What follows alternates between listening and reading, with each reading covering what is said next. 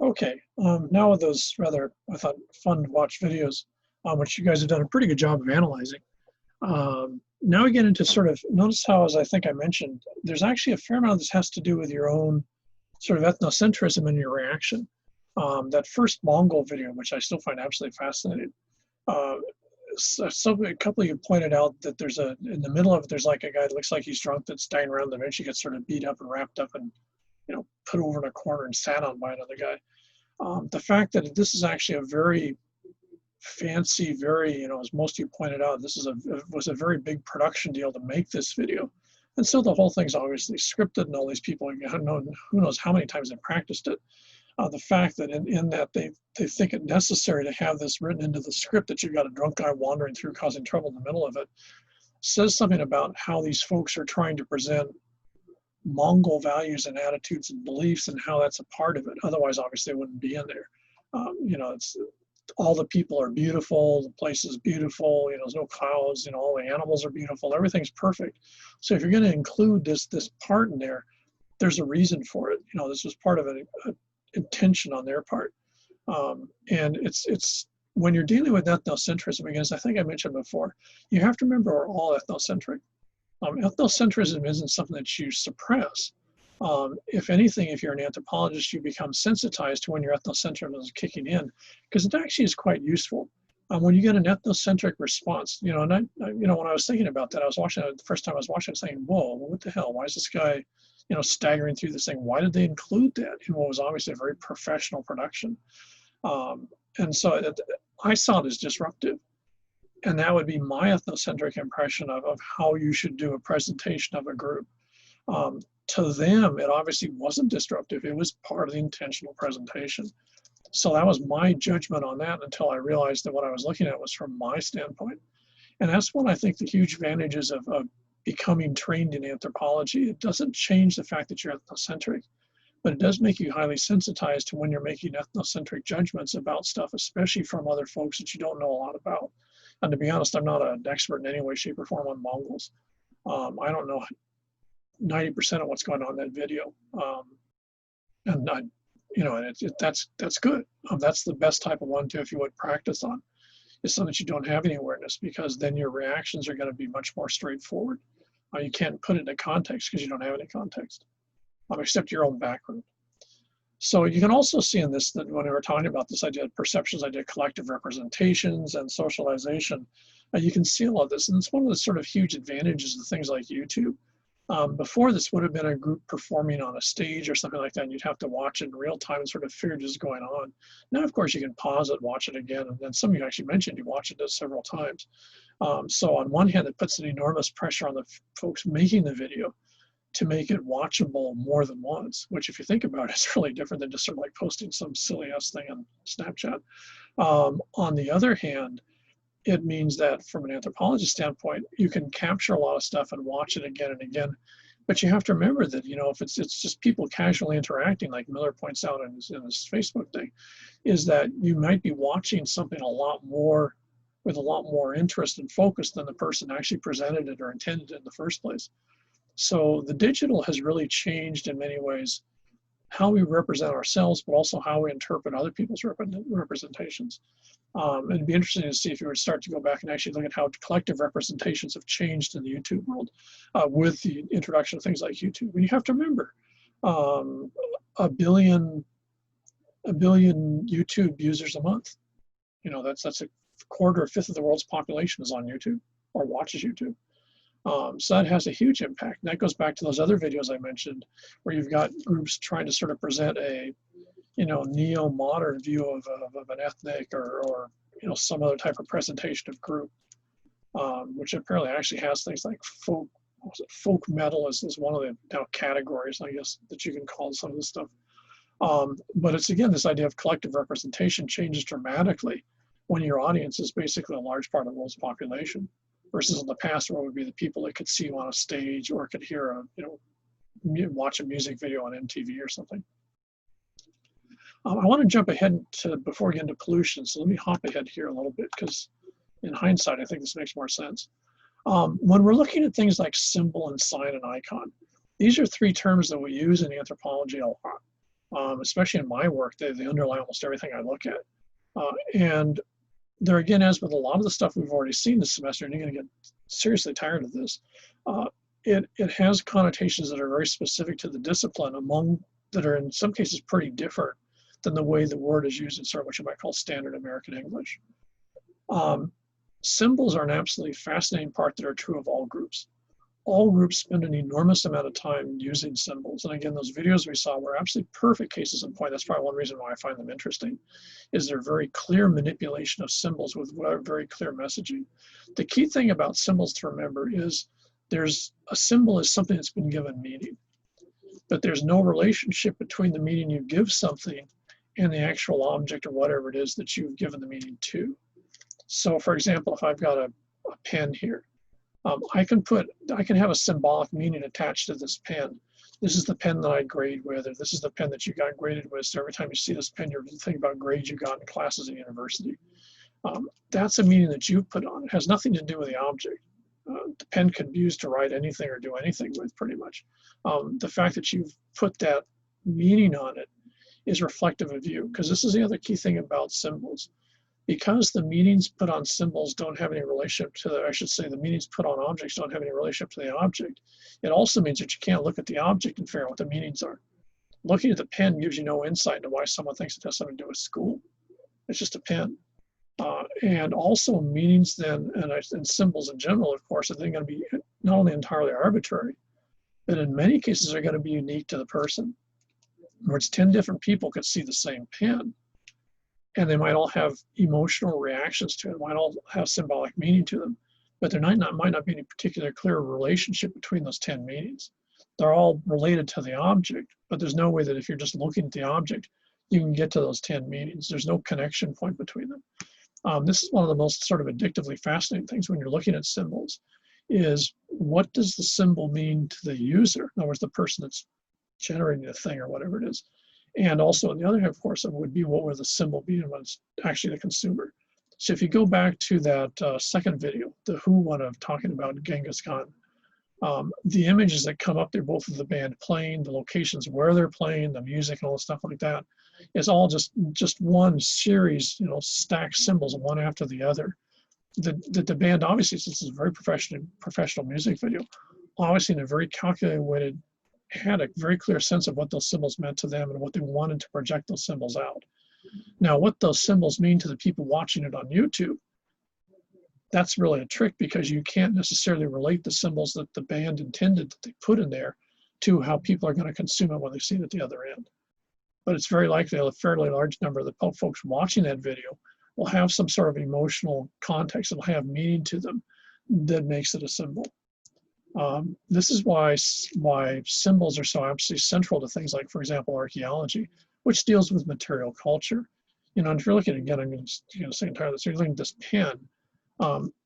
If you're looking this 1,000 years from now and then no one has pens, now you know what a pen is, and you dig this sucker up, you might realize you might be able to say fairly accurately that in American society in the early 21st century, there were a lot of these laying around and they were for the purposes of writing.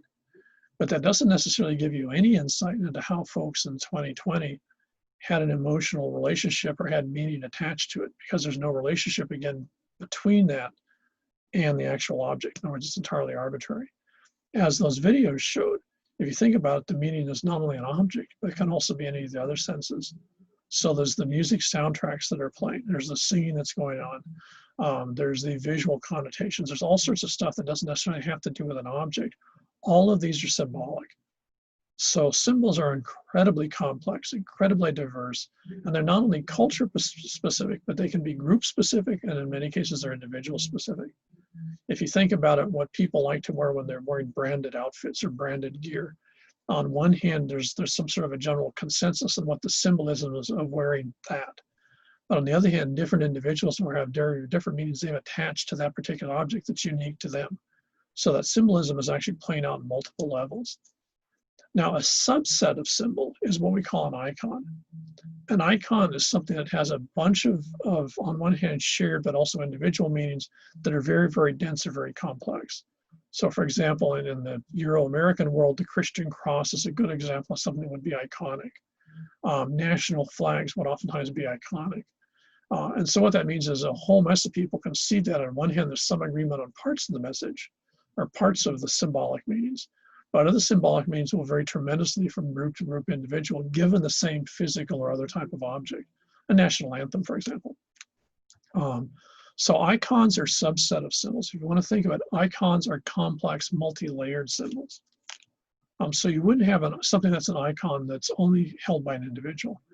Something that's iconic, something that's an icon would have to be collective or shared by a huge number of folks. A sign is something that you don't really see very much. It's an oftentimes very misused term. It's a huge sort of holy grail if you're involved in advertising and communications, because a sign is basically the concept that you can have something, an object or something, that when everyone sees it, they have the same meaning. So a sign would be a particular thing that is symbolic, but it's shared by everyone. And of course, you're in advertising, this would be the holy grail, it would be the ultimate. For example, logo wear would be when everyone wears it, they know exactly what it says and they totally agree on it, which gives you an enormous amount of leverage. We don't know if signs actually exist. There's been some argument, especially in psychology, that signs might be around. There's a bunch of work that was done in the early 20th century. I think Jung was a big player in this in terms of dream interpretation,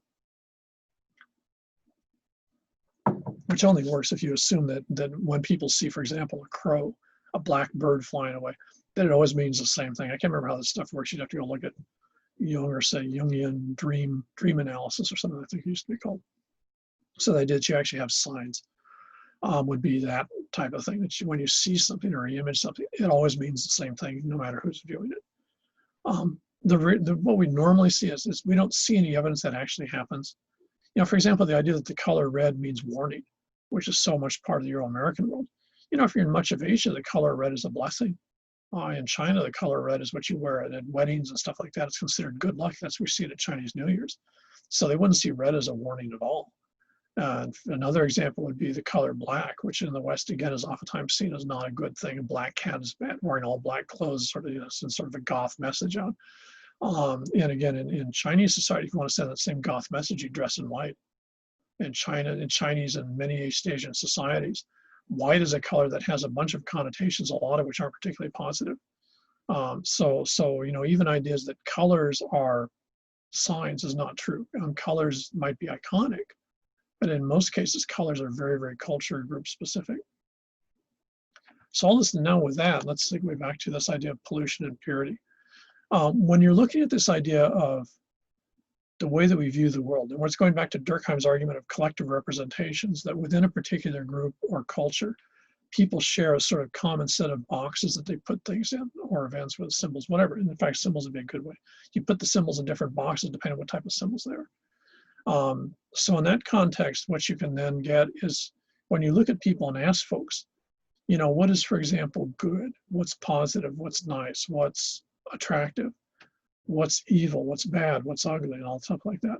You can get these categories of the things that fit in there, and they're supposed to be in those particular boxes, or they're part of that shared collective experience or shared collective interpretation of the world around them.